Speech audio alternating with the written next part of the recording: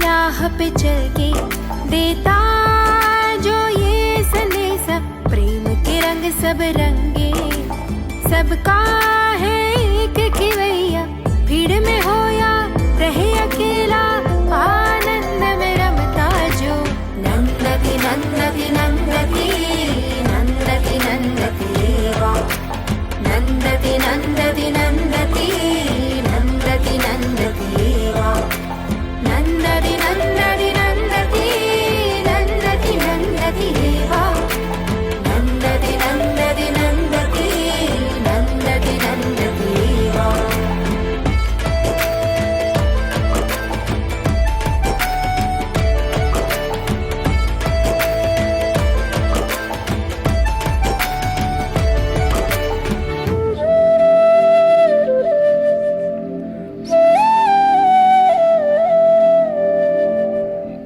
एक माँ अपने बेटे की जिद पर उसे मेले में ले गई।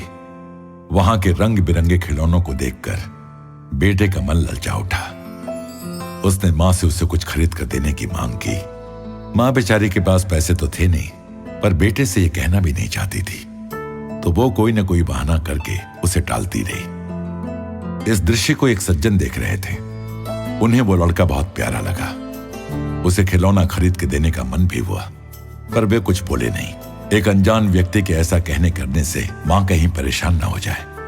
पर उसके देखते देखते ही वो माँ बेटा भीड़ में फंस गए और उस धक्का मुक्की में माँ बेटा बिछड़ गए। उस सज्जन ने बच्चे को अकेले रोते हुए देखा तो झट से जाकर उसका हाथ थाम लिया। माँ तो दिख नहीं रही थी। उसने उस बच्चे से पूछा, तुम्हें खिलौने चाहिए थे ना? चलो मैं तुम्हें ले देता हूँ। पर बच्चे ने तो उनकी बात सुनी ही नहीं। वो तो फूट फूट कर रो रहा था, माँ को पुकार रहा था, माँ की एक झलक पाने के लिए छटपटा रहा था। अब उसे ना तो खिलौने दिख रहे थे, ना ही उनकी चाह थी। बच्चा माँ को ही चाहता है। हमारे साथ अम्मा है और उन्होंने हमारे हाथ को कसकर पकड़ा हुआ है। फिर क्यों ना हम भी उस परम पावन स्नेहमयी माँ के आंचल को मजबूती के साथ थामे रहें। प्रेम स्वरूपी आत्म स्वरूपी सभी को नमस्कार। മനസ്സിലേക്ക് ആവശ്യമില്ലാത്ത ചിന്തകളെ നമ്മൾ കൂടുതൽ സ്ഥാനം കൊടുക്കാതിരിക്കാൻ ശ്രമിക്കുക. ചിന്തകൾ വരും, അങ്ങനെ വേറൊരിക്കാൻ അനുഭവിക്കരുത്. आजकल हम अपने संबंधों से जल्दी ऊब जाते हैं, लेकिन हम अपने विचारों से ऊबते नहीं। शिशु नहीं, उससे थोड़ी बड़ी उम्र की घटनाएं अच्छी हों या बुरी हों, याद तो आती हैं।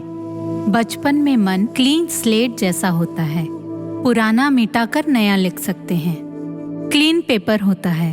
9 साल तक जो सिखाया जाता है वो कहीं गहरे में अंकित हो जाता है।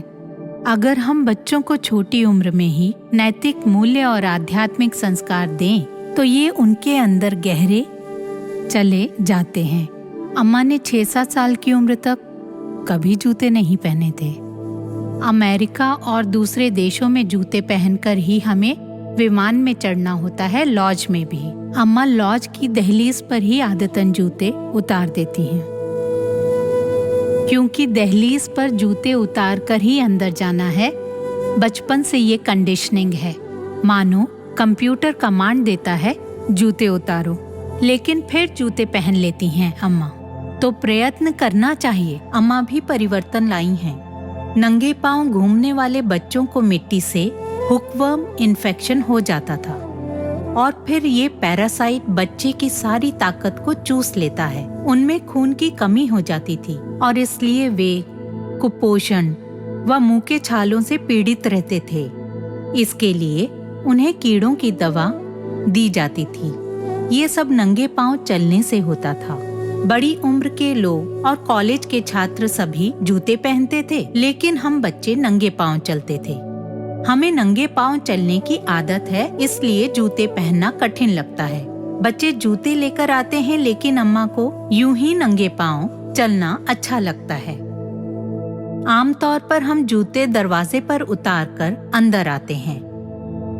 कहीं कहीं जूतों सहित अंदर चले जाते हैं। जिसे जूते उतारकर अंदर जाने की आदत हो उसे जूते पहनकर जाना अटपटा लगता है। वहाँ रिवाज है तो पहन लेते हैं, तो याद रखकर प्रयत्न करके जूते पहनने लगें। ऐसे हमें भी सोचना चाहिए। हम सोचे बिना ही कर्म करते हैं। कई चीजें प्रयत्न से बदली जा सकती हैं। हमें विवेक बुद्धि दी गई है ताकि हम प्रयत्न करके बदल सकें। नाव पानी में रहे तो ठीक, पर पानी नाव में न भरने पाए।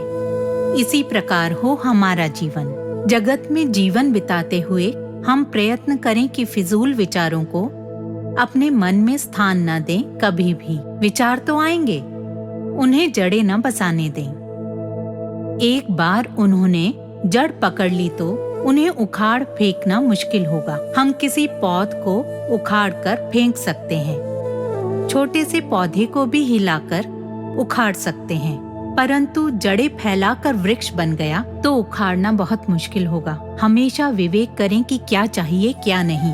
कोई चीज खरीदने से पहले हम जांच पड़ताल करते हैं कि वो अच्छी है या खराब। घड़ा खरीदते समय लोग उसे ठोक बजाकर देखते हैं। आवाज से पता चल जाता है कहीं छेद तो नहीं है। बस विचारों पर ही ध्यान नहीं देते, बाकी सबको परखते हैं। भीतर देखो। नीति नीति प्रक्रिया और ध्यानाभ्यास साथ हो तो मन संयमित हो सकता है। जो शास्त्रों का अध्ययन नहीं कर सकते, सत्संग से मन को निश्चलता की ओर ले जा सकते हैं। एकांतवास करो, शून्यता को देखो, अनेकता में एकता देखो। एक ही पत्थर से बने हैं अट्टुकल देवी, कोडंगलूर देवी और चोटानिकर देवी मंदिरों के विग्रह। सबके अंदर एक ही शक्ति का वास है। अम्मा कहती हैं सृष्टि सृष्टा अलग नहीं। सोने से कंगन, माला, कुंडल और अंगूठी बनते हैं। आभूषणों में सोना है और सोने में आभूषण। इसी प्रकार अनेकता में एकता के दर्शन करो। सब एक है, इस भाव से आगे बढ़ें। हम भक्ति मार्ग पर बढ़ चलें। मंदिरों में मुस्कुराती देवी के लिए एक विशेष मंत्र होता है। अलग अलग रूपों के लिए अलग अलग मंत्र होते हैं।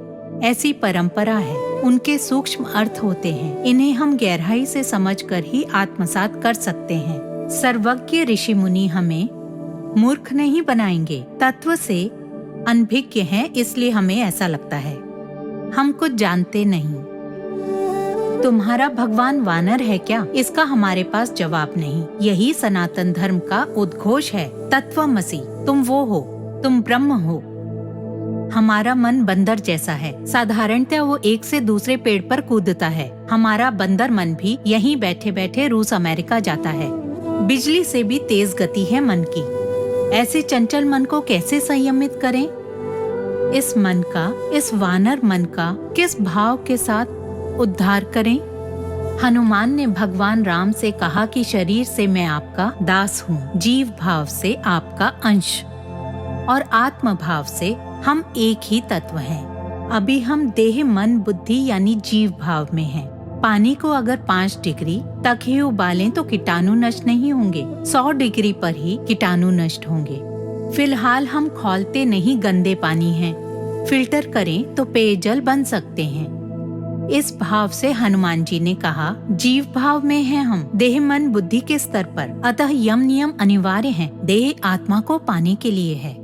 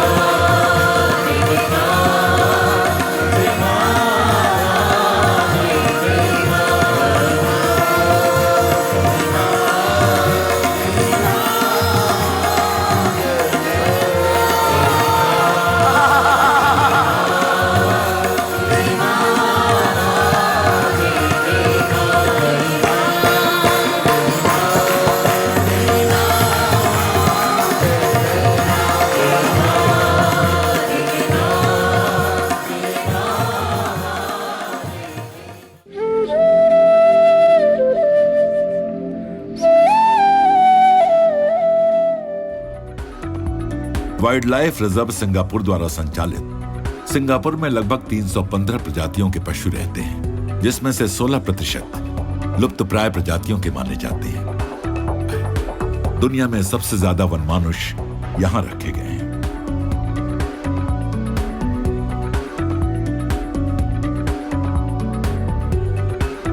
सिंगापुर की आबादी 56 लाख है, जिसमें से 39% लोग दूसरे देशों के हैं। इनमें स्थायी निवासी भी शामिल हैं। यहाँ की सांस्कृतिक एवं धार्मिक विविधता को स्वतंत्रता के बाद संविधान में स्थान प्राप्त हुआ था।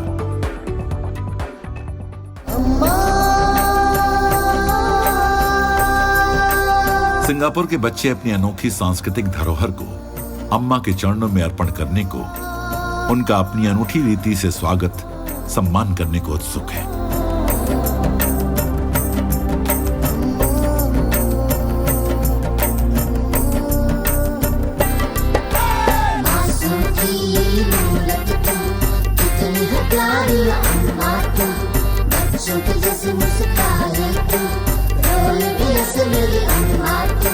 सबके देश में जाए तू, ममता का आँच बिछाए तू, आंखें भर आई है मेरी, ऐसी है ममता की सूरत तू।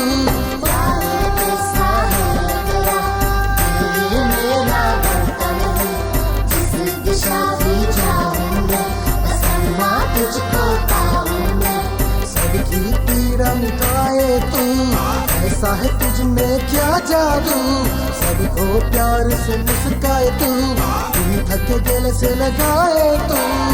ओ अमृतेश्वरी, अमृतेश्वरी, तू है सब जग की माँ। ओ अमृतेश्वरी, अमृतेश्वरी, तू है सब जग की माँ। अम्मा का माल्यार्पण जाने माने समाजसेवी पद्मश्री श्री खट्टर ने किया। अपने संभाषण में उन्होंने जनता जनार्दन से कहा कि अम्मा अपने और अपने समाज के विचारों का मूर्त रूप हैं। जो भी गतिविधियां वीडियो में दिखाई जा रही हैं और जीवन में सचमुच घट रही हैं, वे अपने आप में कितनी विस्मयकारी और अनोखी हैं। मेरी पत्नी को और मुझे इस दुर्लभ सौभाग्य के मिलने पर बहुत हर्ष है। Not to hear me. Thank you very much. अम्मा ने 100 छात्रों को शिक्षा हेतु छात्रवृत्तियां प्रदान की। अतिथियों ने पहले 30 प्राप्तकर्ताओं में छात्रवृत्ति बांटने में अम्मा की सहायता की।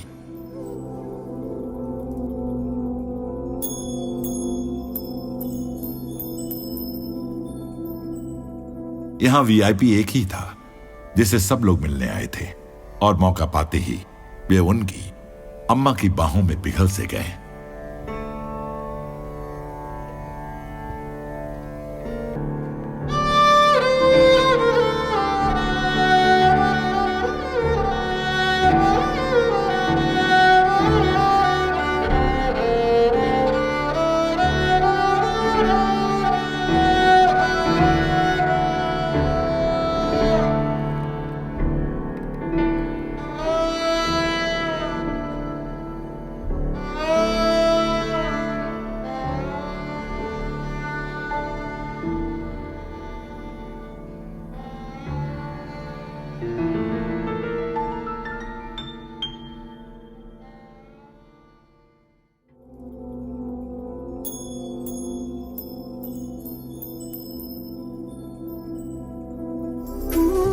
अम्मा ने भारी जनसमूह का आत्म पूजा में मार्गदर्शन किया, क्योंकि अम्मा की शिक्षाओं का एक मूल तत्व है, स्वयं को जानो और संपूर्ण विश्व की सेवा आत्मरूप जानकर करो।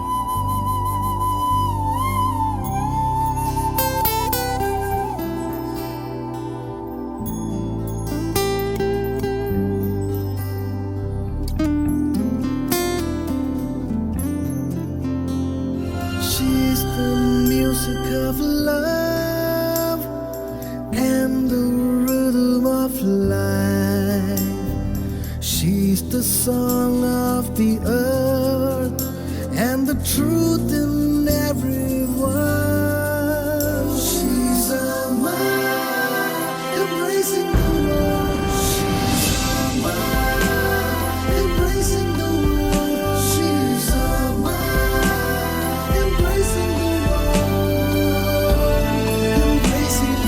बार फिर अपने अनोखे अंदाज में अम्मा ने उदासी भरे वियोग के क्षणों को भी उत्सव में बदल दिया।